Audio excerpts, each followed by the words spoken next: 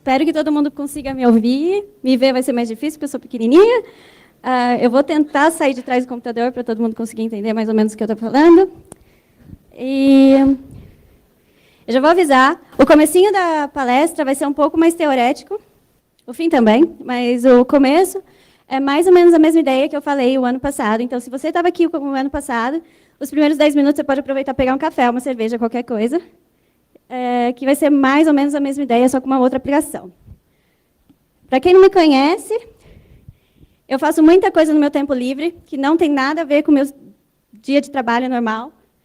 Então, não julguem, essa é mais uma palestra sobre uma pesquisa que eu fiz nos finais de semana, depois do trabalho, coisa assim.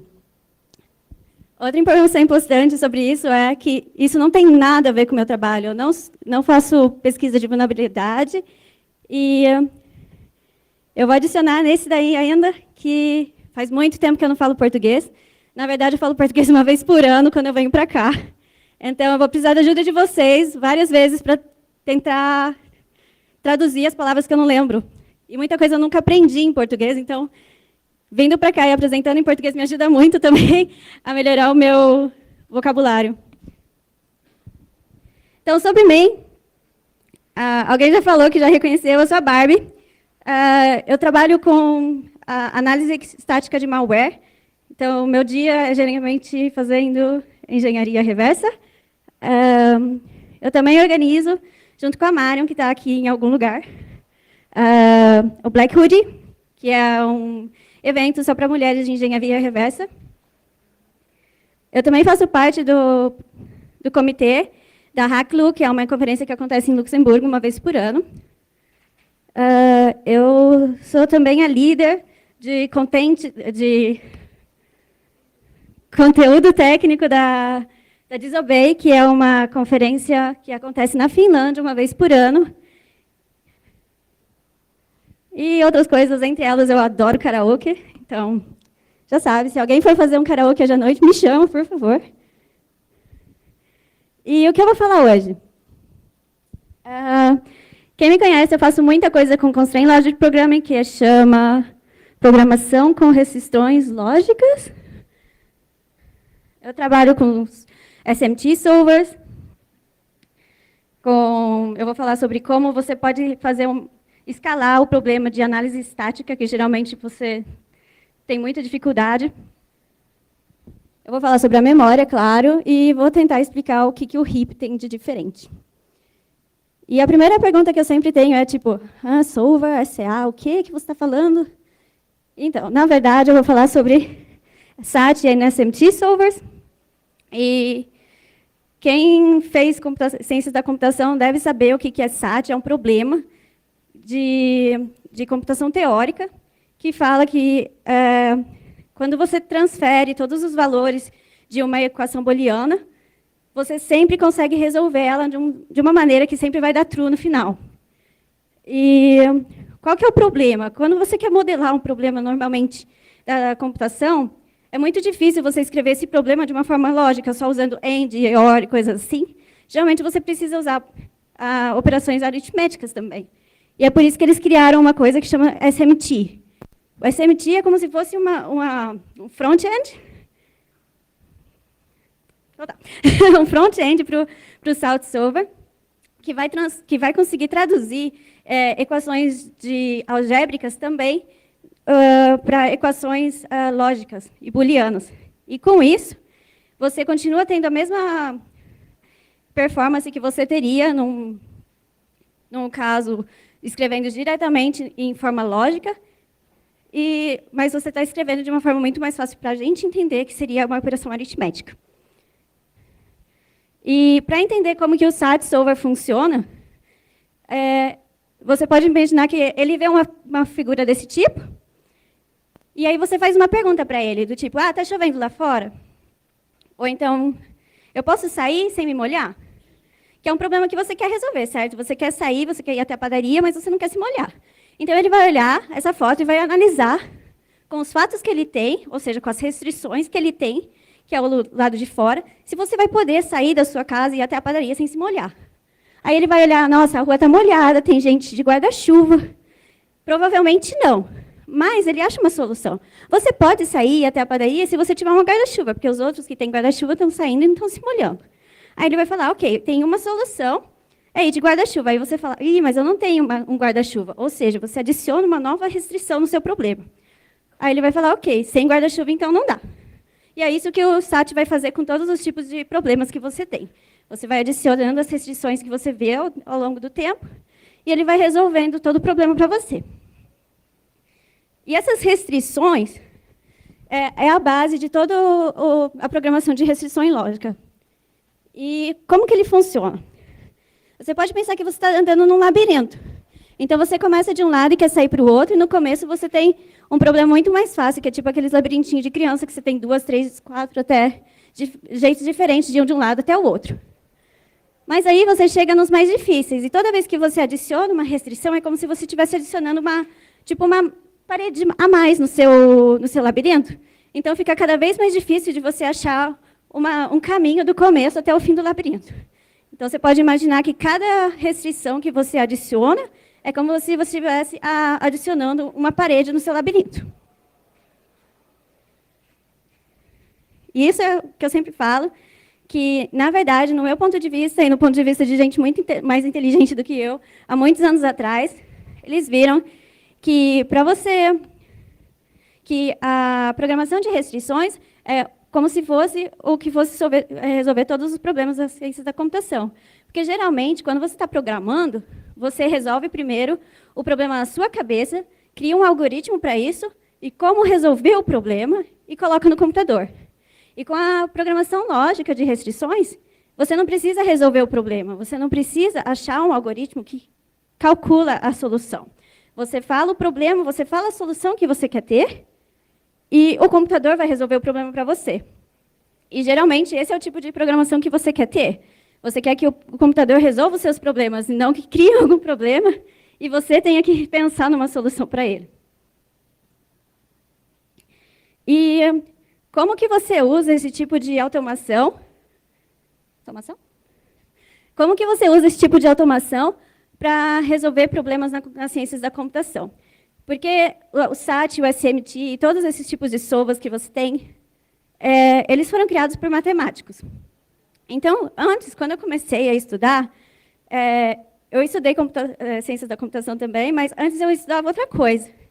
E quando eu trabalhava, a gente usava SMT, solvas antes, para resolver problemas matemáticos e para resolver teoremas e coisas assim. Então, a gente tem aqueles problemas que a gente quer resolver, que eles são muito complicados, e é muito difícil de resolver por você mesmo. Então, o que você faz? Você pega esse problema e divide em problemas pequenininhos e coloca todos os problemas que você já resolveu, que são menores, dentro do SMT Solver. E o SMT Solver ele vai pensar, ok, esse daqui está resolvido, esse também, e vai tentar, com todas essas restrições que você programou nele, resolver o problema maior. E aí, quando eu vim para ciências da computação, eu pensei assim, ok, como que eu posso usar esse mesmo tipo de teoria e aplicar ele na segurança? E aí eu vi que tinha muita gente que estava tentando provar que, fazendo code verification, verificação de código, fazendo verificação de código. Então, eu pensei assim, a mesma coisa, porque o software e o hardware hoje em dia está muito mais difícil, muito mais complicado do que era antes. Então, antes era fácil você simplesmente escrever asserts para uma, duas funções, e estava pensando, ok, está funcionando, não preciso mais me preocupar. E na área de segurança, você também quer ter certeza que não está acontecendo nada errado, que você não tem overflows e coisas assim. A mesma coisa você pode fazer com programas que nem eu fazia com os teoremas. Então, a gente cria asserts para coisas pequenininhas e tem certeza que cada pedacinho do código está funcionando do jeito que você quer que funcione. E, no fim, o SMT Solver vai falar para você se está tudo funcionando do jeito que você quer e se todas as restrições estão conversando uma com a outra. Porque no SMT Solver, no teorema da SAT, ele implica que todas as restrições estejam conversando uma com a outra. Porque se uma falha, daí falha tudo. E com esse tipo de técnica, você pode implicar que quando você verifica as coisas pequenininhas, no final, você vai ter a escabilidade de verificar códigos enormes de hardware e de software. E aí eu comecei a pesquisar quem que estava usando isso, quem que está fazendo isso. E a única comunidade que eu achei que já estava começando a trabalhar mais com SMT Solvers e SAT Solvers, isso faz uns 2, 3 anos já, era o pessoal da Langsec. Eu não sei quantas pessoas estão familiares com o trabalho deles, mas a ideia toda é que você tem segurança no design já da linguagem de programação, ou seja, eles estão verificando os parsers que vocês estão usando para compilar os programas. Então, se passou no parser, significa que o programa que você está usando é seguro o suficiente. E eles estão usando SMT Servers para verificar a segurança e a segurança do parser. Outro conceito que eu uso também na minha ferramenta hoje em dia é Symbolic Execution, execução simbólica. E, geralmente, o pessoal usa isso para resolver crackmes e coisas assim. O problema com essas ferramentas, eu vou falar depois, mas geralmente é que elas são desenhadas para resolver crackmes e programas que são feitos para terem alguma coisa. Então, você sabe o que você está procurando. E, no caso de analisar código verdadeiro que você está produzindo, e, no caso, quando eu estava usando o Andy para analisar malware, você não sabe o que você está procurando. E é bem diferente do conceito que você tem quando está resolvendo aqueles challenges de CTF, coisa assim. Mas a ideia é sempre a mesma. Você, em vez de colocar que o seu input, que, tipo o X ou o Y ou qualquer coisa que você está colocando dentro da sua função, é um valor certo, tipo 1, 2 ou uma string ou qualquer coisa, você tem um símbolo, que esse símbolo vai representar todos os valores possíveis dentro daquela função. E aí você vai pegar e vai passar para todos os valores que vem usando ela depois. E esse tipo de verificação vai mostrar os domínios possíveis para cada variável que você tem no seu código. E com esse tipo de verificação, você consegue chegar a valores que nunca vão ser atingidos. Por exemplo, que 11 seja igual a 2000 qualquer coisa, certo? E aí, quando você acha esse tipo de valor, você pode simplesmente ignorar todo aquele caminho, porque é um tipo de coisa que nunca vai acontecer. O ano passado teve muita gente que perguntou sobre o algoritmo e como pensar. E aí eu resolvi escrever ele bem curtinho, porque, na verdade, parece complicado, mas a execução simbólica é muito simples de programar. Por isso que você vê várias dessas coisas de tipo Angular, Manticore, todas essas ferramentas que o pessoal está usando para CTF, todo mundo pensa, é super complicado, eu tenho que usar essas ferramentas, e, na verdade, você não precisa. Você pode programar a sua mesmo, em Python, em qualquer coisa que você sinta familiar. Porque o algoritmo em si, a ideia em si é muito simples. E é uma ideia bem antiga, então é fácil de programar. O problema com ela é a complexidade. Voltando para a parte teórica, todo mundo sabe que, por exemplo, quando você tem alguma coisa que vai adicionar, por exemplo, aqui no último part, ele adiciona sempre pelo menos dois nossos processos para cada processo que ele está analisando. Então, é fácil de ver que a complexidade desse algoritmo é exponencial. Ou seja, a gente viu antes... Deixa eu ver se dá para voltar. Dá. A gente viu antes que, se você for pensar na parte de como você vai salvar isso na sua memória, cada vez que você passa por um branching... Pode falar branch? Cada vez que você passa por um branching, você vai dobrar, e daí dobra de novo, e dobra de novo, ou dobra de novo. Então, a complexidade vai estourar. Então, você vai ter muita coisa dentro da sua memória, e é claro que vai ficar meio difícil de fazer isso tipo num computadorzinho assim. Então, o que vale a pena lembrar quando estiver programando é, por exemplo, colocar o SMT Solver, por exemplo, no branching. Porque aí, antes de você adicionar ele no seu domínio, você já pode ver se faz sentido ou não calcular aquilo. E aí você economiza um pouco de espaço. E a memória. Vendo assim, a memória é muito simples, certo? E isso é tudo que você precisa para fazer uma memória na parte de hardware. É só você usar um LET, meus ASCII skills, mas você só precisa simplesmente disso. E é isso que está salvando 1 bit de memória dentro do seu hardware. E aí você pensa, nossa, mas é super simples, por que é tão difícil analisar a memória, então? O problema é que é um pouco maior. Aqui você está salvando 1 bit, e se você sabe assim, quanto que é o tamanho da sua memória, você deve imaginar quanto deles estão comunicando um com os outros. Então, é claro que no começo você tinha simplesmente 8 bits, então é fácil de imaginar um ligando com o outro, você adiciona um fiozinho a mais só para eles comunicarem um com o outro, e é isso, certo? Mas se você for pensar na memória hoje em dia, você tem muito mais deles. Eles todos estão comunicando uns com os outros. Então, até se você pensa nos 64 bits, você tem uma matriz deles que estão conversando um com o outro. E aí você pensa, tá bom, a parte de hardware é simples, a parte de hardware é só uma matriz que eu posso simplesmente programar e não preciso mais pensar nela. Tudo bem. O problema é, você tem mais do que um tipo de memória. E eles estão no mesmo hardware. Então, qual é a diferença? A diferença é mesmo a implementação. Porque o stack e o heap eles estão rodando no mesmo lugarzinho do hardware. A única diferença é como eles são programados. E todo mundo sabe como o stack é fácil de imaginar. Ele é bem assim mesmo, do jeito que você geralmente iria desenhar, certo? E aí você fala assim, eu quero o terceiro livro do meu stack. É fácil de achar, porque você só vai descer e vai olhar assim, o primeiro, o segundo, o terceiro, eu pego, certo? E é fácil. Mas aí você pensa no heap, e você fala, eu quero o terceiro livro do heap. Certo? Exatamente isso é um heap. Aí você olha assim e fala, putz, não faço ideia onde está. E esse é um dos problemas mais difíceis quando você está tentando automatizar a exploit generation, a geração de exploit.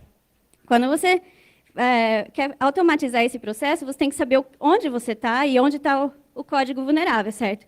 E esse é um dos problemas mais difíceis de resolver, porque até se você ler a main page do GCC, ele vai falar para você.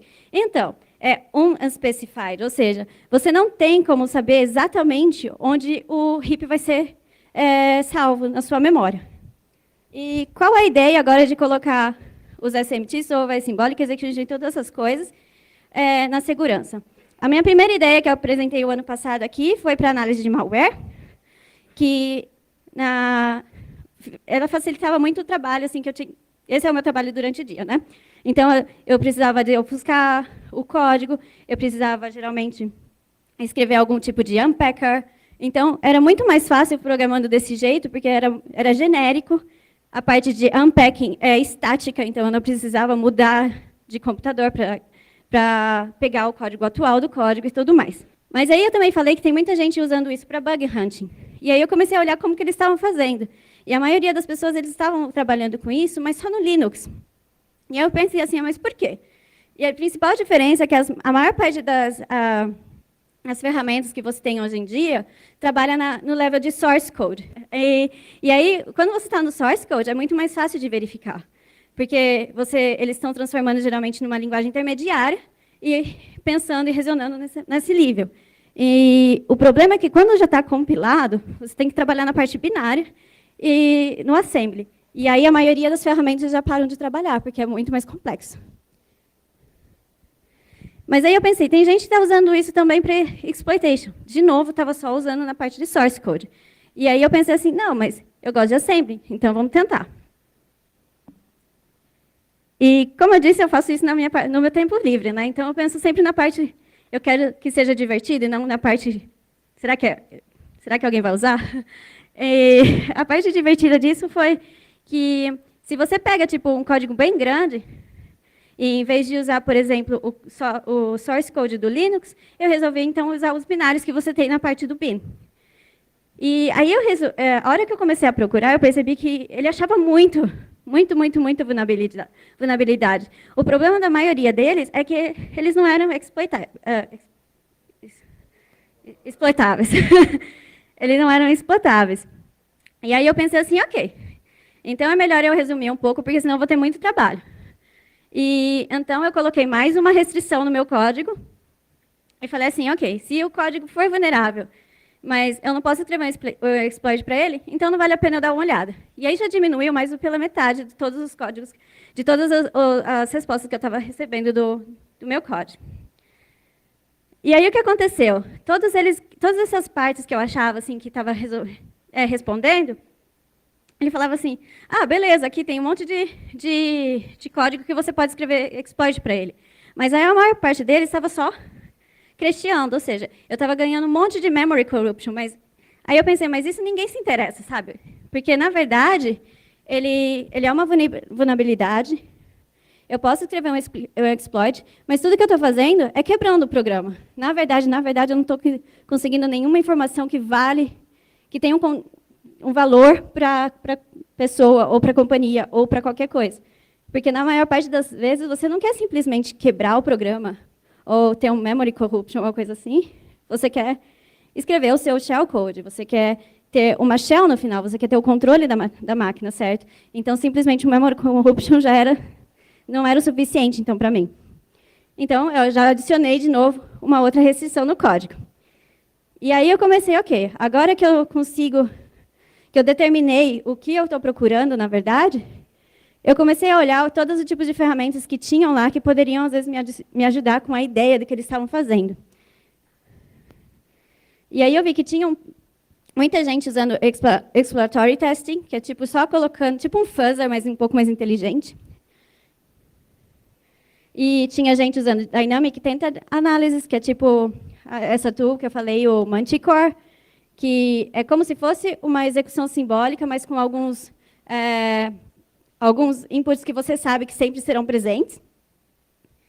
E aí tem gente fazendo Abstract Interpretation, que foi a parte que eu achei mais interessante.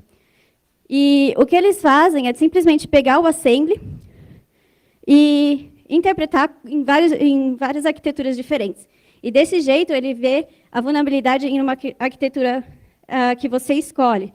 E foi por isso também que eu adicionei então, a restrição, que eu queria só trabalhar com o x86. E aí eu comecei a olhar nas ferramentas. Quando eu falei para vocês, eu tinha o CLI, que é uma ferramenta muito boa. O problema dela é que ela só trabalha em source code, mas a parte boa é que ela está trabalhando com a linguagem intermediária do LLVM. Então, com essa linguagem intermediária, você também pode trabalhar bem mais do que simplesmente no source code. Mas, mesmo assim, não é o suficiente se você quer testar, por exemplo, os binários dentro da pasta bin do Linux, porque é uma linguagem intermediária, não é o assembly ainda. E aí, eu testei o Manticore, que é uma das ferramentas que eu achei, pelo menos, que tem mais força, que é mais poderosa aí fora, que eles fazem execução simbólica, mas eles também têm a parte de Tainted Analysis. E você pode também brincar um pouco com o binário, colocar as coisas que você quer e tudo mais. O problema deles é ainda que, mesmo assim, ela foi feita pensando em resolver problemas pequenos. Ou seja, se você tem um binário pequenininho do seu um app ou alguma coisa que você vai mandar para o seu cliente que é o suficiente para mandar por e-mail, ele funciona. Mas você não vai mandar, por exemplo, o Windows kernel por e-mail para o seu cliente, certo? E esse tipo de binário, que é um pouco maior, já vai acabar com ele. Tem um que eu não adicionei aqui, que chama Manhem. Eles têm uma ideia um pouco similar com o Manticore, mas, mesmo assim, ele ainda tem algumas falhas. Ele também está rodando no LLVM. E o que ele faz, ele vem do outro lado. Em vez como o CLI, ele vem do source code para o LLVM, o Manhem está vindo do assembly para o LLVM. O problema é a tradução. Quando eu comecei a checar, tipo, o meu binário, você olha o código binário e você olha a tradução que eles estavam fazendo para o LLVM, eles ainda estavam tendo um pouco de problema, porque não era a mesma coisa que eu estava vendo no binário. Então, para pesquisa de vulnerabilidade, já não dá certo, porque se não é exatamente o mesmo código que você tem lá, não vai funcionar.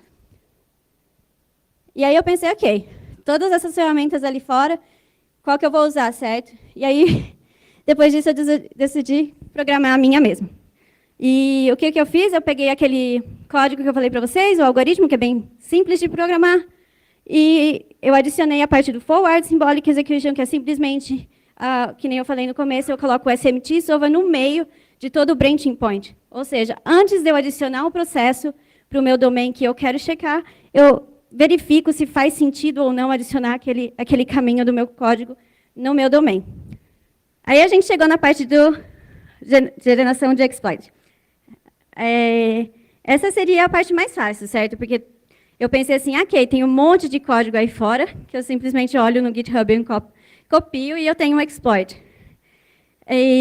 Então eu pensei, então achar ele, agora que tem vários problemas assim, que estavam, antes de eu pensar em tudo isso, eu já estava recebendo um monte de bug, né? Eu já estava vendo todas as respostas que a Symbolic Execution já estava dando de resposta para os bugs. Aí, o que eu precisava? Eu precisava de uma definição para isso. Então, o que eu defini como código vulnerável era simplesmente uma que tem um desses branching points que eu tinha visto no começo. Se tem uma vulnerabilidade naquele caminho, aquele caminho é um caminho vulnerável. Bem lógico. E agora eu tenho que achar um teorema que eu quero provar, porque toda a ideia do SMT Solver, você tem um problema que você quer resolver e você coloca dentro dele. Então, o teorema que eu estava pensando era, você tem um programa, dado esse programa, você tem que achar o caminho que é vulnerável, e para esse caminho vulnerável, você tem que ser capaz de criar um exploit que execute nesse caminho. E aí eu comecei a olhar, ok, como que vai ter que ser esse exploit?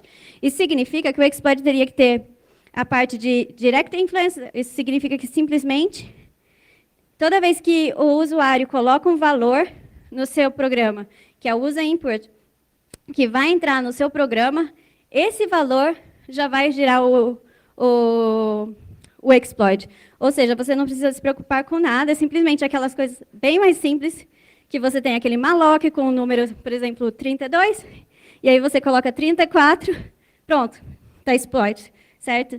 E esse é o direct influence. Para esses não foi tão difícil ver, mas, como eu falei antes, só estava quebrando, não estava realmente adicionando nenhum valor e não estava te dando o controle do código. E é claro que tem a parte de indirect influence, que também tem que levar em consideração. Porque tem muitos códigos dentro do Linux kernel que não está usando, por exemplo, o malloc com o número e pegando diretamente o user input. O que ele está fazendo é geralmente usando, por exemplo, o string length. Ou seja, você não vai dar... Se você põe lá AAA, ele não vai simplesmente usar o AAA, mas sim o tamanho da sua string. E isso também é muito mais difícil de criar um exploit dessa maneira do que seria para criar, por exemplo, com o direct influence. A segunda parte, que seria, por exemplo, agora eu achei todos os caminhos que são vulneráveis no meu binário. Então, a segunda parte, o que eu tenho que ver? Tenho que checar se é possível de escrever um exploit para ele, certo? Porque, como eu falei antes, os que são só vulneráveis, mas eu não posso escrever o exploit, não me interessa. E essa parte já não é tão mais fácil assim. O problema é quando você tem que checar se é possível escrever um exploit para uma vulnerabilidade, é bem mais complicado. Porque sempre tem a limitação de você mesmo. Às vezes você não é capaz de escrever um exploit para aquela vulnerabilidade, mas alguma outra pessoa vai achar um jeito, certo? Então, é muito mais fácil você falar que alguma coisa é possível do que falar que não é. E esse é um dos problemas mais difíceis quando você está vendo se uma vulnerabilidade se é possível escrever um exploit para uma vulnerabilidade ou não. E como isso é um paper, tem que ter a definição matemática, então a definição matemática disso seria: eu tenho um caminho que é vulnerável para um input e eu tenho um caminho, e eu tenho uma função, que é o meu exploit, que pega o mesmo input e os dois dele, ao mesmo tempo, são verdadeiros. Os dois funcionam ao mesmo tempo. E se eles funcionam ao mesmo tempo, então eu tenho a vulnerabilidade que é possível escrever um exploit, certo? Ok, eu defini agora o que é a vulnerabilidade e eu defini a parte que é possível escrever um exploit. Então, o terceiro passo seria, o último, que seria implementar o código que gera o exploit mesmo, assim. O problema dele é que quando você tem alguns tipos de exploits que são muito similares, talvez você pudesse até usar aquela pattern, para treinar, por exemplo, algum algoritmo de machine learning. Poderia acontecer e poderia funcionar. Mas quando você está criando um exploit para aquela função, já não funciona mais. Porque não adianta ela ser muito parecida, ela tem que ser igual. Então, para você criar um algoritmo que gera o exploit de alguma maneira automatizada e que funciona para vários tipos diferentes da mesma bug class, mas mesmo assim um pouco diferente, vai ser muito mais difícil. O que aconteceu é que, no fim, eu acabei tendo vários tipos de algoritmos diferentes, para a mesma bug class. E aí ele só tinha vários diferentes que funcionavam para o mesmo caso, com um pouquinho de diferença. Então, só significava que cada um deles funcionava para um caso muito, muito especial, que seria, na verdade, não muito genérico mais. E o problema é que ele só funcionava quase sempre, não sempre. E esse é um outro problema que tinha. No começo, eu nunca falei para vocês qual que era o meu cenário inicial, certo? E isso é muito importante quando você está falando de memória. Porque o problema é, quando eu rodei o computador a primeira vez, eu tinha um estado da minha memória. Se eu testar a primeira vez, a segunda vez, a terceira vez o mesmo código, a minha memória vai sujando, vai sujando, vai sujando. E aí eu vou chegar num ponto que aquele estado onde eu estava testando não é mais o mesmo estado que eu testei antes, sabe? E não é o mesmo que eu testei a terceira vez. E é por isso que ele só funciona na maior parte dos casos, mas não em todos. E aí eu pensei, peraí, se eu estou tendo agora para uma bug class com 10 casos diferentes, 9 algoritmos diferentes, que só funcionam quase sempre e não sempre, isso é realmente uma automatização? Isso realmente vai funcionar? E aí, quando você está fazendo a parte de pesquisa, geralmente você para pensar em todas essas coisas que se valem a pena e se o nome está certo. Porque se você quer automatizar alguma coisa, mas ao mesmo tempo você passa quase todo o seu tempo escrevendo códigos diferentes para cada caso, não faz sentido mais, porque você está fazendo o trabalho que você gostaria que a máquina fizesse, certo? E aí, quando você está fazendo pesquisa teórica, você tem que fazer sempre a parte do evaluate. E essa é sempre a parte mais chata, porque você tem que parar para pensar se todo o trabalho que você fez aquele mês inteiro faz sentido ou não. E aí eu peguei e comecei a enumerar todos os problemas que eu tive no caminho. O primeiro foi achar o heap. Para esse problema, eu tive a colaboração de um amigo muito legal, que até publicou um paper não faz muito tempo, sobre como manipular o heap de uma maneira que você sempre tem o layout certinho e ache ele onde ele está. O segundo problema do exploit verification, que nem eu falei para vocês, que era para checar se o exploit estava funcionando para aquela vulnerabilidade e para outras, ou só para uma, e quais são as limitações de cada exploit que estava sendo criado pela ferramenta.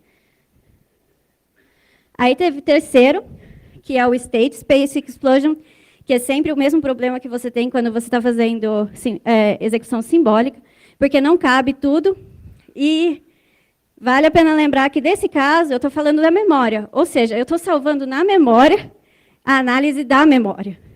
E o problema é que aí você pode ter até, usando a própria análise, você está modificando a memória que você está analisando. E esse é o problema do State Space Explosion, porque você está saindo do espaço que você tinha reservado para análise e escrevendo em cima da parte que você queria analisar, na verdade. E a última parte que eu estava falando para vocês é do Environment Definition, porque no começo eu nunca falei para vocês qual que era o meu estado zero. Então, eu estava mudando a memória enquanto eu estava analisando, e esse tipo de coisa faz muita diferença quando você está trabalhando com a memória. E foi um dos pontos que eu ignorei totalmente no começo e que fez toda a diferença no final. Então, eu tive que adicionar ele também na pesquisa. E aí, no final, eu pensei assim, ok, quais são as limitações desse tipo de técnica para trabalhar com a geração dos exploits, certo?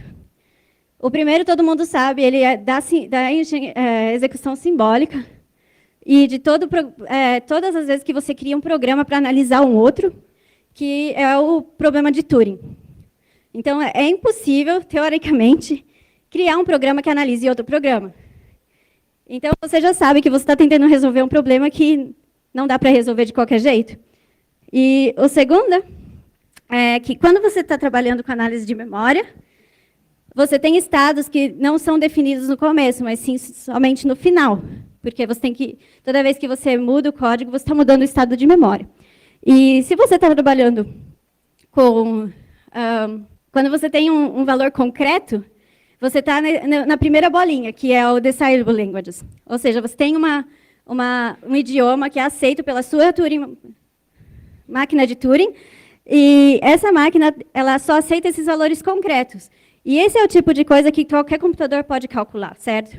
O problema quando você está fazendo a execução simbólica na memória é que você entra no segunda bolinha e, às vezes, até no terceiro, se você não toma cuidado com o environment que eu falei depois.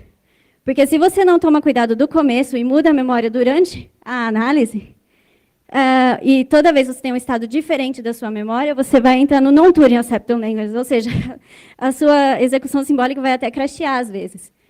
E mesmo que você tome cuidado de tudo isso, toda vez que você está fazendo execução simbólica na memória, você tem que lembrar que você pode, às vezes, entrar nessa bolinha do meio. Ou seja, você vai criar um problema que o computador não pode resolver, porque o computador é uma máquina Turing, e ela vai ter uma linguagem, que são os valores simbólicos, que ela não vai poder aceitar. E não aceitando esses valores, ela não pode computar, e não computando, o seu programa não funciona, certo? E você tem um problema prático. O problema prático é o mais engraçado, porque se você pensar, o processador que a gente está analisando é o mesmo processador que você está usando para analisar. E tanto um problema como o outro, a máquina de estados finitos, e os dois são o seu problema e o programa que você está escrevendo para analisar o problema, certo? E o que acontece é que as máquinas de estado finitos, elas são máquinas de Turing, certo? E se elas são máquinas de Turing, elas só vão conseguir resolver os problemas da bolinha do meio. Só que o meu problema já está na bolinha maior, certo?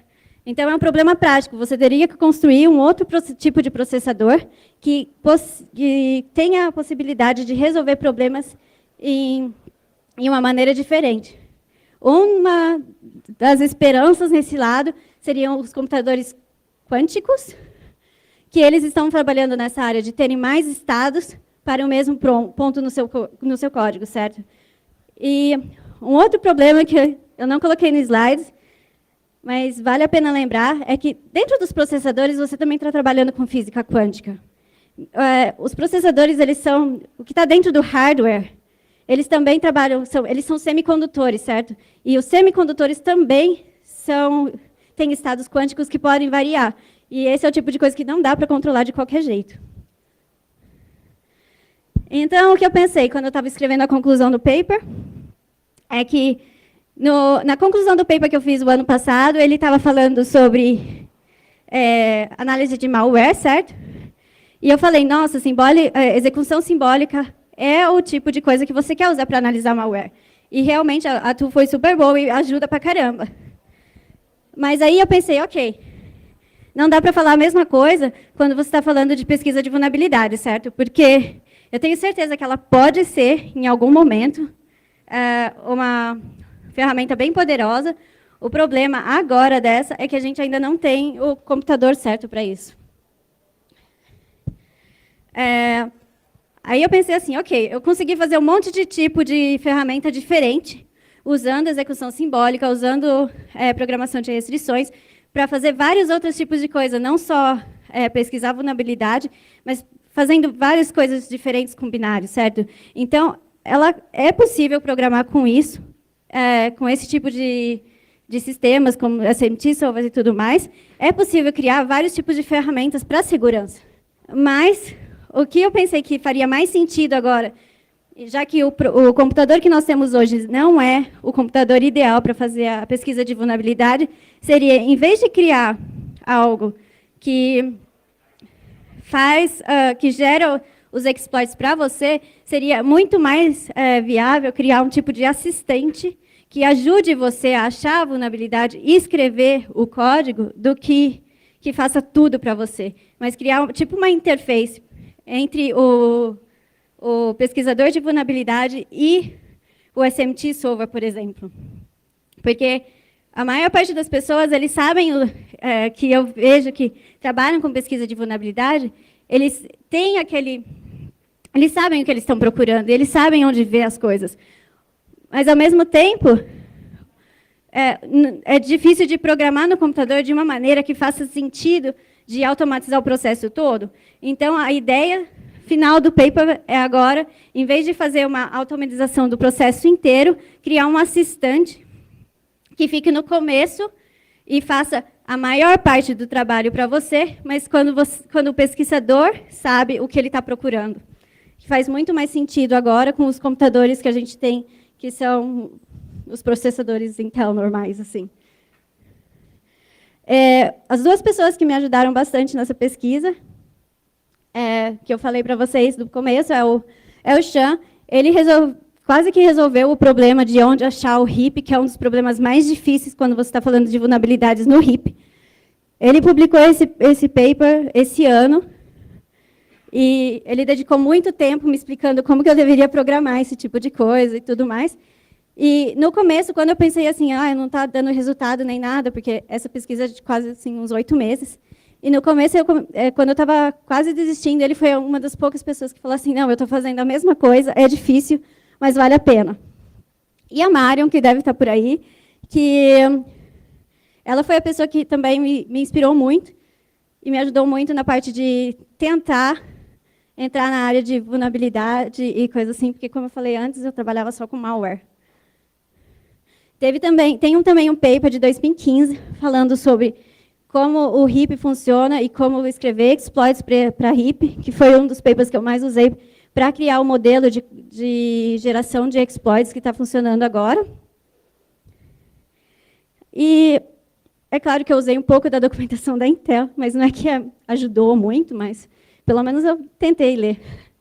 Mas o que ajuda muito, eu acho que em qualquer parte de segurança, é ler a documentação. Eu comecei lendo os livros que fazem de programação de assembly, por exemplo, e depois eu li livros de engenharia reversa. Livro do Windows internos do Alex, por exemplo, ajudou muito. E documentação da Intel.